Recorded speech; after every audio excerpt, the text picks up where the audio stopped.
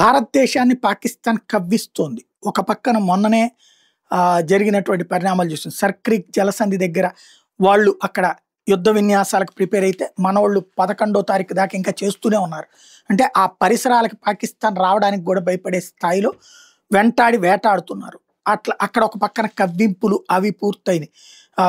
దానికి రిటాలియేషన్ చేసుకొచ్చాం. కాశ్మీర్లోకి మళ్ళీ తీవ్రవాదులు పంపించి ఇక్కడ ఓవర్ యాక్షన్ చేస్తుంటే వెంటాడి వేటాడుతున్నాం. ఈలోపు ప్రత్యక్ష యుద్ధంలో చేత కాదు కాబట్టి ఈ పరోక్ష యుద్ధం చేస్తుంటే దాన్ని మనం కంట్రోల్ చేస్తుంటే మనకి సంబంధించినటువంటి గుజరాత్ కోస్ట్లో ఉన్నటువంటి బోటుని వాళ్ళు హైజాక్ చేసుకెళ్ళడం అన్నటువంటిది నర్నారాయణ్ అన్నటువంటిది ఆ బోటు పేరు అనమాట.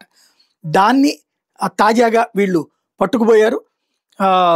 వీళ్ళు ఏంటంటే మేద్వాద్ పోర్టు గిర్ సామ్నాథ్ డిస్ట్రిక్ట్ దగ్గర ఉండేటటువంటి దాంట్లో ఓకా నుంచి వచ్చేటటువంటి దగ్గర పట్టుకుపోయారు వీళ్ళు. పాకిస్తాన్ మెరైన్ సెక్యూరిటీ ఏజెన్సీ పిఎంఎస్ఏ వాళ్ళు అకస్మాత్తుగా ఎత్తుకుపోయారు ఆ బోట్ని అన్నటువంటి విషయం తెలిసింది.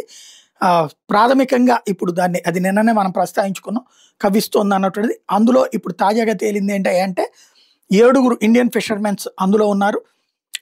వాళ్ళని ఎత్తుకుపోయింది అక్కడికి పాకిస్తాన్. అదే సందర్భంలో వాళ్ళని పాకిస్తాన్లో పట్టుకున్నాం అని చెప్పేటటువంటి ప్రయత్నం చేస్తుంది. తద్వారా భారత్ని కవ్విస్తున్నటువంటి పరిస్థితి అయితే సాగుతోంది.